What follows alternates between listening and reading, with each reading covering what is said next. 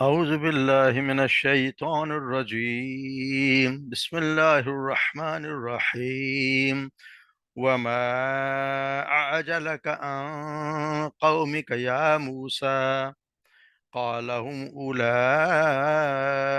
على أثري وأجلت إليك رب لترضى قال فإنا قد فتنا قومك من بعدك وأضلهم السامري فرجع موسى إلى قومه غضبان أسفا قال يا قوم ألم يعدكم ربكم وعدا حسنا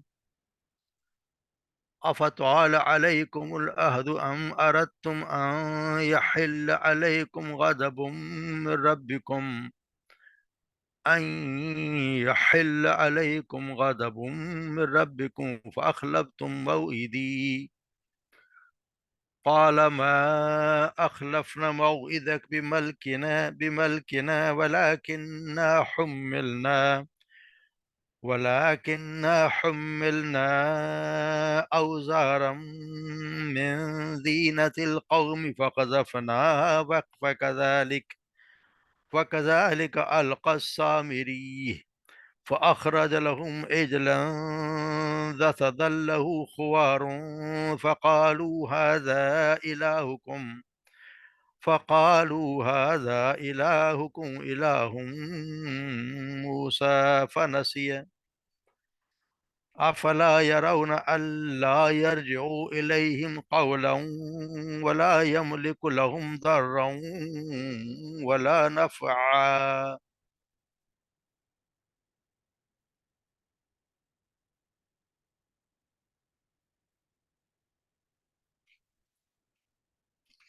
وما عاجلك من قومك یعنی وما اور کیا چیز تجھے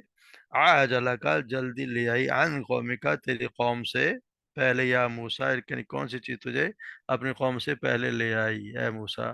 قال ہم اولائی انہوں نے کہا کہ موسیٰ نے کہا کہ ہم اولائی وہ میرے پیچھے اعلی آثار میرے قدموں کے پیچھے میرے پیچھے پیچھے آ رہے ہیں وعجلت اور میں نے جلدی کی الیکا تیری طرف آنے کی ربی اے میرے رب لترضا تاکہ تو راضی ہو جائے قال فإنا بس انا بے شک ہم نے قد فتنا یقیناً ہم نے آزمائش میں ڈالا قوم کا تیری قوم کو من بعد کا تیرے بعد وَأَضَلَّهُمْ اور گمراہ کر دیا انہیں وَأَضَلَّ اس نے گمراہ کر دیا ہم انہیں کس نے سامری نے انہیں گمراہ کر دیے فرجع پھر وہ لوٹے موسیٰ علیہ السلام لوٹے موسیٰ الی قومی اپنی قوم کی طرف غضبان آصفہ غضبان یعنی بہت زیادہ غصے میں یہ مبارکہ کا صیغہ ہے بہت زیادہ غصے میں آصفہ یعنی غم کرتے ہوئے قال یا قومی انہوں نے کہا کہ اے میری قوم علم کیا نہیں یعدکم ربکم وعدہ کیا تم سے تمہارے رب نے وعدن حسنا بہت اچھا وعدہ افطالا کیا فطالا کیا طویل ہو گئی علیکم تم پر العہد وعدہ اردتم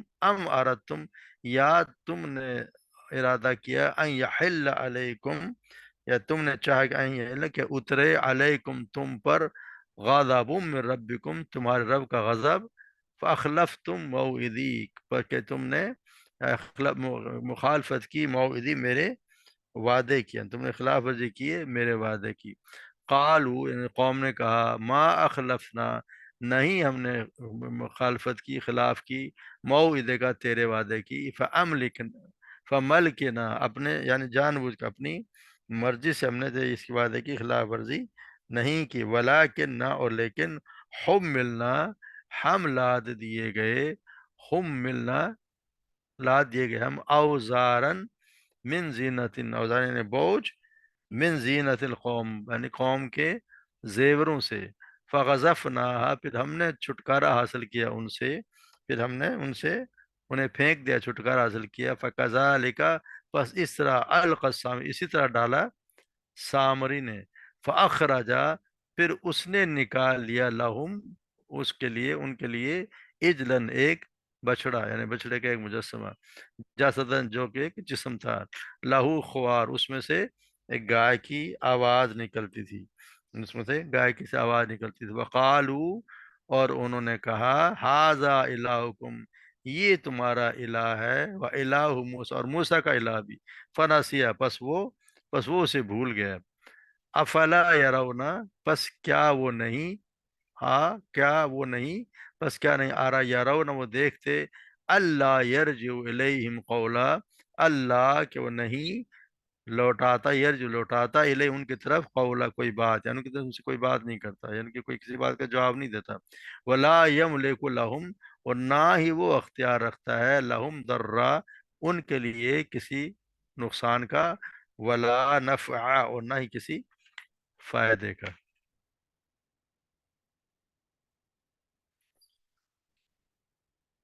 تو یہاں ہم دیکھ رہے ہیں کہ یہ بتایا جا رہا ہے کہ موسیٰ علیہ السلام سے، یہ بتایا نا جب موسیٰ علیہ السلام وہاں سے چلے ہیں، اپنے قوم وہاں سے چھوڑ کے آئے ہیں، ان کو دریا پار کرائے، تو وہاں بھی ہم دیکھتے ہیں کہ انہوں نے ایک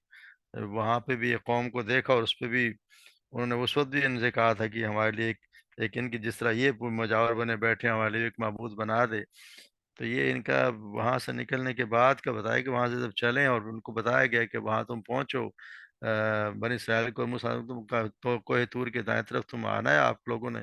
اور موسیٰ السلام کو کتاب عطا کرنے کا طے فرمایا گیا تھا۔ تو موسیٰ السلام خود قوم کے ساتھ آنے کے بجائے ہارون السلام کو، اپنے بھائی کو، ان کو اپنا جانشین بنا دیا، اور طور کی طرف ان کو کہا کہ سفر جاری رکھو، اور خود اپنے اللہ سے ملاقات کی اور اس کے شوق میں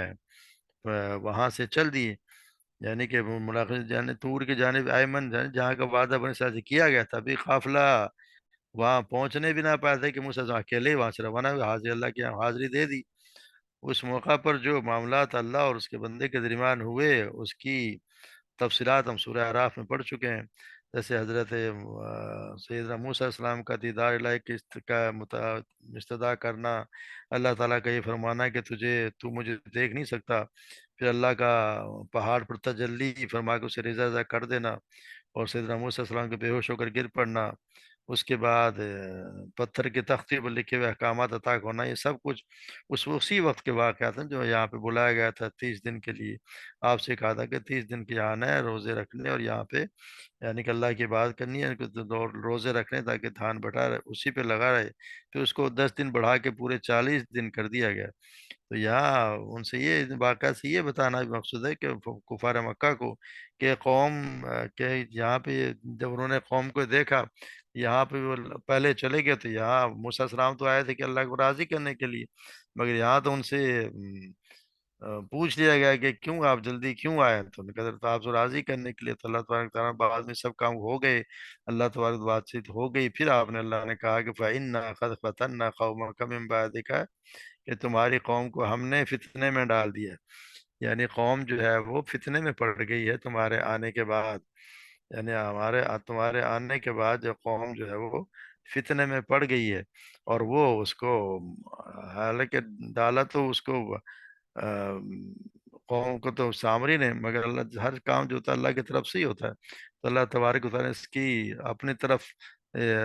کہا کہ ہم نے تمہارے قوم کو ڈال دیا فتنے میں، اور ان کو اضلهم السامری اور سامری نے اس کو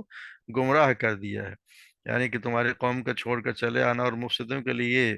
یہ موقع فراہم کر دینا، اس کا باعث بنا کہ تمہارے لیے تمہارے بعد ہم نے تمہاری قوم کو آزمائش میں ڈال دیا اور سامری نے گناہ کر دیا، یا یہ بات یا بھی سوچتے کہ ابھی بچڑا بنا کر سامری نے گمراہ کیا، تو اللہ تبارک تعالیٰ نے ان کی صراحت فرما دی کہ انہیں سامری نے گمراہ کر دیا، مگر چونکہ جیسے ابھی میں نے کہا تمام اسباب کا خالق ہے، چونکہ اللہ تعالیٰ ہی ہے اور تمام دل اسی کے ہاتھ میں، اس لیے آزمائش میں ڈالنے کی اللہ تبارک نے اپنی طرف فرمائی۔ تو یہاں یہ بھی بتایا کہ اللہ تبارک و تعالیٰ جو ہے وہ یہاں پہ موسیٰ علیہ السلام جو قوم کو 30 دن کا اعتکاف کا بتا کر گئے تھے، تو اللہ تعالیٰ نے اس کو 40 دن کے لیے سب مکمل فرمایا، تو قوم اس سے بے خبر تھی، ان کو معلوم نہ ہوا کہ موسیٰ علیہ السلام کب آئیں گے، تو اس مدت سے فائدہ ہو کہ سامنے نے جو کچھ کیا اس کو اللہ تبارک و تعالیٰ نے یعنی کہ ان کے طرف ایک آزمائش ہو گئی۔ یہ ویسے بھی ہو گیا کہ قوم میں کیا آپ ان کو پہلے موسیٰ علیہ السلام جو پہلے چلے گئے قوم کو چھوڑ کر، تو یہ بھی ان کا ان پر نہیں جانا چاہتے، جس کو ہم دیکھتے ہیں نا کہ جیسے اس طرح ہم لوط علیہ السلام کے ہم پڑھا ہے کہ لوط علیہ السلام سے بھی کہا گیا کہ تم جو ہے وہ اپنے قوم کے پیچھے پیچھے چلو، قوم کے پیچھے پیچھے چلنا، اور وہ دیکھتے جاؤ کہ کوئی پیچھے مڑ کے بھی نہ دیکھے، یعنی کہ نبی کو ویسے بھی ان کے سب کے بعد آنا چاہیے تھا، ان کے ساتھ ساتھ ہی آنا چاہیے تھا، مگر وہ جو ہے ان سے آگے چلے گئے تو اللہ تبارک و تعالیٰ سے سمجھیں کہ یہ بھی ایک قوم کی پکڑ ہو گئی۔ آپ صلی اللہ علیہ وسلم ہمیشہ پیچھے پیچھے چلا کرتے تھے، اور کوئی کمزور ہوتا تھا تو اس کو پھر اپنے ساتھ بٹھا لیا کرتے تھے، یا اس کو سہارا دیا کرتے تھے۔ تو یہ ان کو بہرحال ان کے قوم پیچھے سے جو ہے وہ آزمائش میں ڈال دی گئی، اور ہوا کیا، قال پھر جب ان کو پتہ چلا کہ ہمارے ساتھ، میرے قوم کے ساتھ یہ ہو گیا، تو فرجع موسیٰ الی قوم غضبان آسفا، تو پھر انہوں نے وہ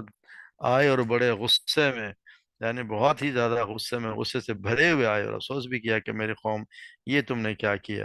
کیا تم پہ جو ہے وہ کہ اللہ تبارک و تعالیٰ تم سے جو وعدے کیے تو کوئی وعدہ اچھا نہیں دیا تھا، یا پھر وہ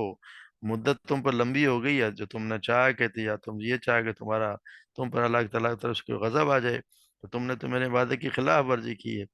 تو وہاں ہوا ہے کہ اس وعدے سے مراد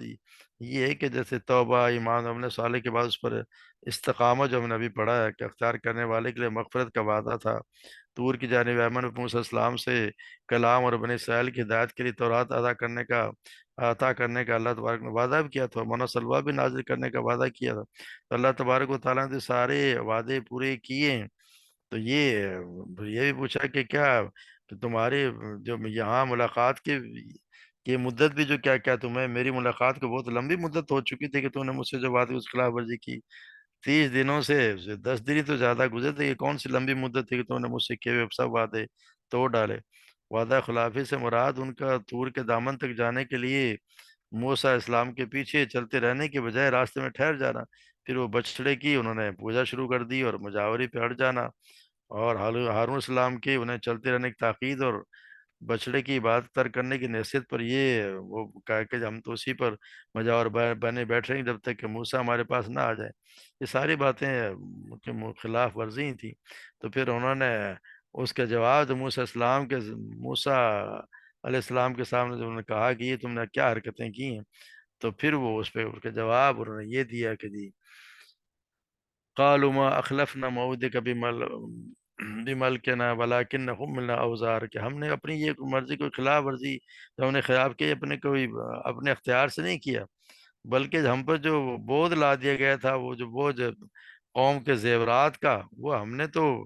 ڈال دی تھی، اور پھر ہوا کہ سامری نے اس کو ایسا کیا کہ سامری نے بھی ڈال دی، اور اس میں سے ایک اس نے جو بچڑا نکال لائے۔ ہوا یہ تھا کہ جب وہاں سے چلے تو ان کے جو کچھ بنی اسرائیل کے بھی زیورات ان کے پاس شاید تھے، یا ان کے خود کے زیورات، کیونکہ اس زمانے میں اور کوئی چیز تو ہوتی نہیں تھی، سونے چاندی کی یہی دولت ہوا کرتی تھی، وہ سب کے پاس زیورات بھی تھے۔ اب یہاں پہ در در انہوں نے چلنا بھی تھا، بھٹکنا، چلتے جا رہے ہیں، تو بہت زیادہ محسوس ہوا کہ اس کا کیا کیا جائے، کہ کہتے ہیں کہ شاید ہارون السلام نے یہ کہا تھا کہ سارے جتنے بھی ہیں اس کے حساب کتاب رکھ لے جائے کہ اس سے کتنا سونا، اس کو جلا پگھلا کے اور اس کی اینٹیں بنا لی جائیں، اور اس کو جو ہے وہ پھر جا کے جب وہاں پہنچیں گے تو اس کو تقسیم کر جس جس کا جتنا ہوگا اس کو مل جائے گی۔ تو وہ سامری نے بھی یہی کیا کہ اس نے بھی اس کے تھا، لیکن اس نے حرکت یہ کی، کہتے ہیں کہ وہ سامری نے ہی کیا کہ اپنے جو تھا اس کے پاس تھا وہ بھی اس نے ڈال دیا، اور پھر اس سے جو ہے اس میں سے نکال لی ہے کہ زیورات،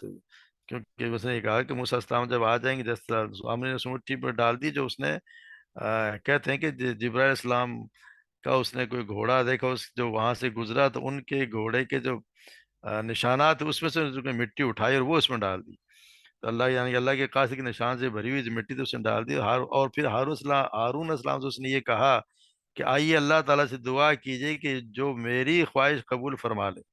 اب ہارون السلام کو کیا خبر تھی اس نے کیا دعا کی؟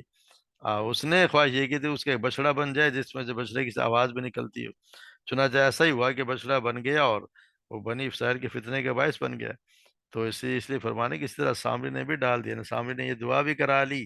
اور اس کو وہ ہوا یہ کہ قوم کا بھی بچڑا نکل آیا، تو اس میں سے ایک سوراخ سے دوسرے سوراخ سے آواز نکلتی تھی، وہ جب ہوا گزرتی تھی اس میں آواز آتی تھی۔ تو یہ اس نے کہا کہ یہی ہے، تو یہ جو خدا جو ہے وہ تمہارا یہی، اور موسیٰ اس کو بھول گیا اور پتہ نہیں کس کو ڈھونڈنے گیا، یہی ہے الہ، یعنی کہ یہ بنی اسرائیلی جو صاحب وہاں پہ رہتے ہیں اور وہاں پہ بچڑے کی پوجا لوگ کیا کرتے تھے، تو ان کے بھی اس کی زیادہ ہی کہتے ہیں کہ گائے کے لیے ان کے دل میں بھی ہمدردی تھی، اور گائے کو جس طرح ہندو پوجتے ہیں اسی طرح ان کے بھی اس کی بڑی عقیدت تھی، تو وہی ان کے جو چلتے آئے ہیں جن کے ساتھ رہتے ہیں ان کا اثر تو ہوتا ہے، تو پھر ان کے ساتھ یہ تھے وہ گائے کو پوجنے لگ گئے کہ وہی آواز دے کے، اور اس نے کہہ دیا کہ یہی تمہارا الہ اور موسیٰ کا الہ بھی ہے، وہ بھول گیا۔ مگر یہ اللہ کہ یہ وہ یہ نہیں دیکھتے کہ یہ جو نہ ان کی کسی بات کا جواب دیتا ہے، نہ کسی کے اختیار کو اس کے رکھتا ہے، نہ کوئی نفع نقصان کا اختیار رکھتا ہے، تو یہ ان کی حالت ہی یہ تھی کہ ان کو یہ ابھی نظر نہیں آ رہا کہ انسان کو جب شرک کرنے لگتا ہے تو اس کو وہ بالکل ہی اس کے کہتے ہیں نا مت ماری جاتی، اس کو سمجھ نہیں آتی کہ ہو کیا رہا ہے، یعنی کہ اس نے یہاں پہ انہوں نے بچڑا اپنے ہاتھوں سے بنایا، اپنے ہی ہاتھوں سے انہوں نے خود زیور ڈالے، ان کا بچڑا بن گیا ہے، اور وہ اس کی کوئی حیثیت نہیں، اس کو خود وہ کھڑا کر رہے ہیں جو پوج رہے ہیں، اور اسی کو انہوں نے اپنا الہ بنا لیا۔ یعنی انسان ہوتا یہ ہے کہ وہ اس کو پھر سمجھ نہیں آتی کہ میں کیا کر بیٹھا ہوں، انسان جو شیطان جو ہے وہ ایسے ایسے بہکاوے میں انسان کو ڈال دیتا ہے کہ وہ پھر اسی پہ لگ جاتا ہے، اس کو اس کے دماغ میں کوئی بات آ ہی نہیں رہی کہ ہو کیا رہا ہے، تو یہاں ہوتا یہ کہ پھر انہوں نے وہی بچڑا بنا لیا، اس کی پوجا کرنے لگے، اور پھر یہ ہوا کہ آگے جو پھر آگے موسیٰ علیہ السلام نے اس کے ساتھ کیا کیا یہ ہم انشاءاللہ اگلے سبق میں پڑھیں گے۔ تو یہ انسان کو یہ چیزیں فتنے میں ڈال دیتی ہیں، آزمائش اللہ تبارک و تعالیٰ کرتا ہے لوگوں کی، قوم کی بھی اور لوگوں کی بھی، ہر کسی کا آزمائش کرتا ہے، تو یہ ہر وقت اللہ تبارک و تعالیٰ سے اپنے استقامت کے ایمان کے پھر اللہ تبارک و تعالیٰ ہمیں قائم رکھے، اس کی دعا کرتے رہنا چاہیے، جیسا کل بھی ہم نے بات کی کہ سورہ آم، فاتحہ میں پڑھتے تھے اہدنا الصراط المستقیم، اللہ تبارک و تعالیٰ ہمیں استقامت بخشے، یہ نہ ہو کہ کسی ایسے وقت ہم بھی کسی فتنے میں پڑ جائیں اور شرک میں انسان جو ہے وہ چلا جائے، تو اگر شرک کرنا جائے تو اس کی تو بخشش ہی نہیں ہے،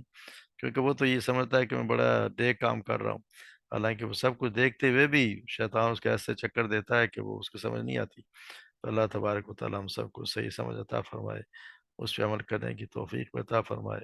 اور اسلام اللہ کے بتائے ہوئے اور آپ صلی اللہ علیہ وسلم کے بتائے ہوئے طریقے کے مطابق زندگی گزارنے کی اللہ تبارک و تعالیٰ ہمیں توفیق عطا فرمائے۔ وما علینا الا البلاغ۔